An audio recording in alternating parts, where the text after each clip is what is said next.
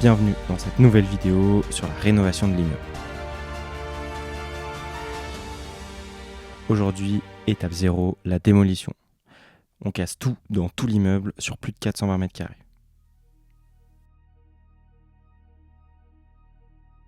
Étape 1, enlever les moquettes. À la suite du passage de l'expert après un dégât des eaux dans l'immeuble durant notre achat, il nous a suggéré d'enlever toutes les moquettes pour aérer et déshumidifier tous les sols. Entre le compromis et l'achat, on est venu à aider les vendeurs à retirer les moquettes. Premier jour de démolition, on retire donc ces moquettes pour en faire un chargement avec les copains et ensuite pouvoir l'emmener à la déchetterie. On fait ce qu'on peut, le poids est plutôt conséquent et donc on se démène pour pouvoir tout emmener et tout charger. Ça nous fait donc un premier chargement en moins d'1 quart d'heure pour aller à la déchetterie grâce à la remorque. Étape suivante, démolition dans la maison. En effet, on a un immeuble et une petite maison de 60 m². On s'est motivé à commencer par celle-ci, c'est celle qui est dans le plus mauvais état, donc on a commencé à l'étage et au rez-de-chaussée à enlever toutes les cloisons. On se dit dans 60 m², ça va être rapide, ça va être vite fait, mais en fait, pas du tout. Déjà, démolir c'est bien, ranger et nettoyer c'est mieux, mais c'est encore plus long. Donc on y va étape par étape, on jette de la fenêtre pour gagner en temps et surtout éviter d'être en plein soleil. On fait de la poussière pour les voisins, mais écoute, on avance. Toute la démolition dans cette maison nous amène à un résultat qui est plutôt sympa, plutôt joli. À la base, on part d'une maison qui a été cloisonnée à l'époque en 3 petites pièces. Donc, quand on visite, on ne se rend pas forcément compte des volumes et de ce que ça peut représenter. On avait de la luminosité, mais pas forcément.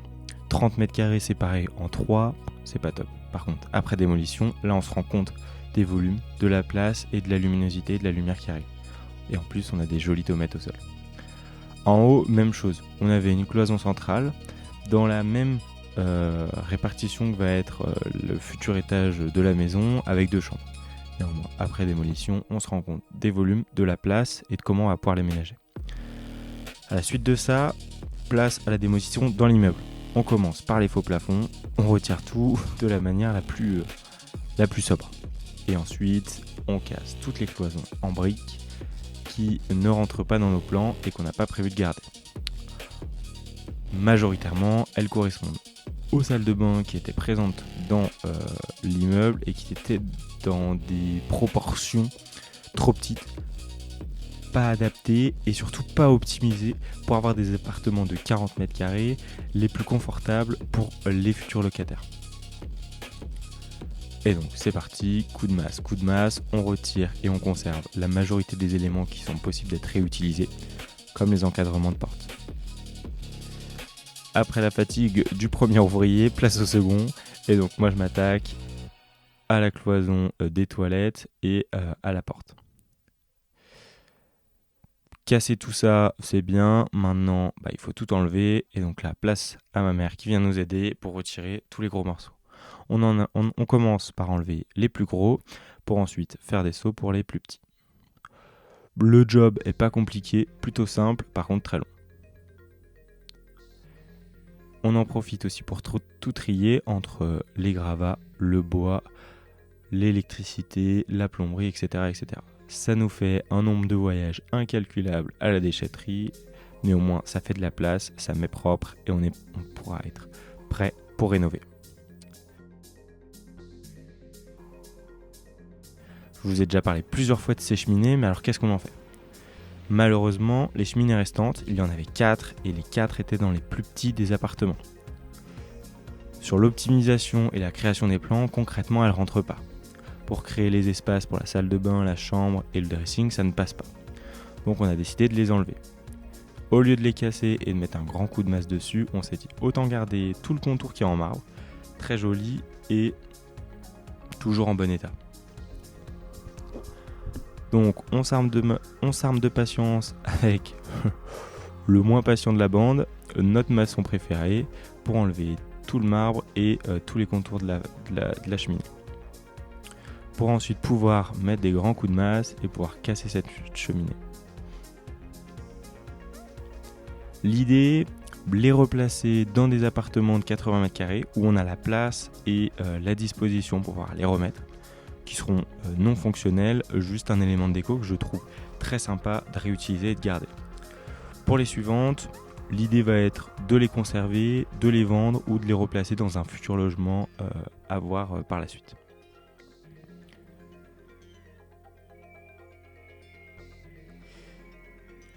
Casser les cheminées c'est bien, mais il y a aussi tous les conduits. Toute cette place de perdu, on vient la démolir pour pouvoir la gagner et optimiser.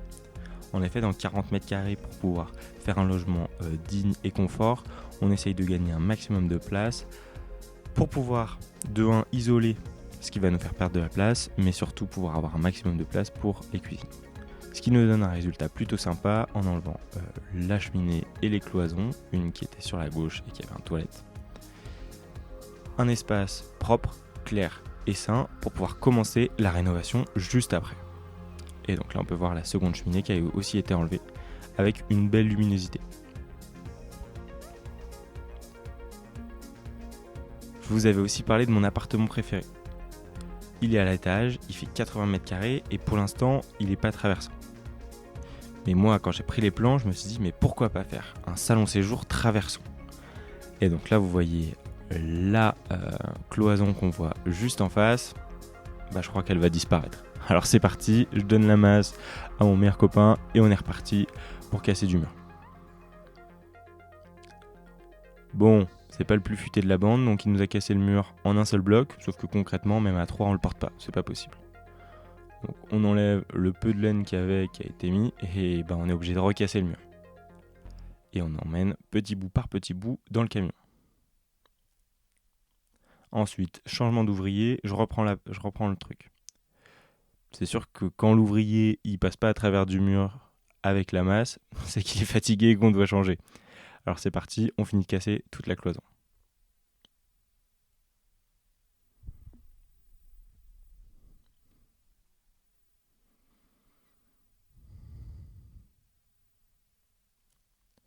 Et voilà, un résultat plutôt chouette. Une belle hauteur sous plafond qui va être réduite pour pouvoir isoler quand même en haut, mais une belle luminosité et un super salon chez jour à prévoir et à imaginer. À la suite de ça, on a aussi retiré tous les câbles et toute la partie électricité, plomberie qui était aussi présente, mais aussi tous les meubles, lavabos, etc., toilettes, pour pouvoir les conserver, les réutiliser au maximum, mais surtout avoir un espace tout nu pour pouvoir repartir d'une base saine et pas se mélanger entre le avant et le après. Bon, quand on pense que c'est fini, en fait, c'est toujours pas fini. Donc on est reparti pour les nouveaux conduits de cheminée. On recasse, on casse et on recasse. On en fait des seaux et des seaux, des brouettes, des remorques et des camions entiers à emmener à la déchetterie.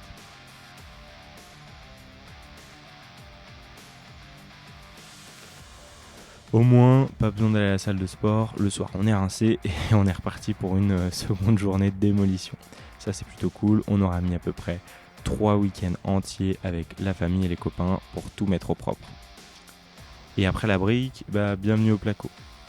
Et oui, des cloisons avaient été refaites avec des toilettes PMR qui avaient été réalisées par l'ancien propriétaire pour leur centre de formation. À cause du dégât des eaux, le logement et cet espace avaient pris l'eau avec des champignons à l'extérieur et à l'intérieur. Et donc on a préféré tout casser pour pouvoir faire aérer les murs, les faire sécher et aussi nous permettre de réimaginer, réoptimiser les plans par la suite. J'ai donc essayé au maximum de conserver les montants, les encadrements de fenêtres qui étaient présents. Par contre, le placo, lui, ses poubelles, il est plein de champignons. L'isolant que vous voyez au fond, c'est pareil. Il a pris la flotte, il est plus bon du tout, alors on s'en sépare et on préfère jeter.